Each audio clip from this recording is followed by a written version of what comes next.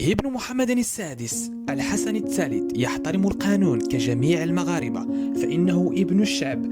كما لفتته إحدى الكاميرات في الشارع لاحترامه علامة تحديد السرعة للسياق الجدد، فإن تعامله هذا يجعله محترما بين الشعب المغربي، كما أنه يبدو شابا ومثقف وذو كاريزما قوية، مع أنه من مواليد 2003 ولكن عقله أكبر منه كجده الحسن الثاني رحمه الله. فالكل يتوقع أنه سوف يكون ملكا جيدا وسوف يزدهر المغرب في حكمه حتى يصبح المغرب من الدول المتقدمة عالميا.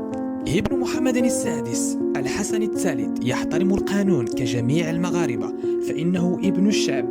كما لفتته إحدى الكاميرات في الشارع لاحترامه علامة تحديد السرعة للسياق الجدد، فإن تعامله هذا يجعله محترما بين الشعب المغربي، كما أنه يبدو شابا ومثقف وذو كاريزما قوية، مع أنه من مواليد 2003 ولكن عقله أكبر منه كجده الحسن الثاني رحمه الله. فالكل يتوقع أنه سوف يكون ملكا جيدا وسوف يزدهر المغرب في حكمه حتى يصبح المغرب من الدول المتقدمة عالميا.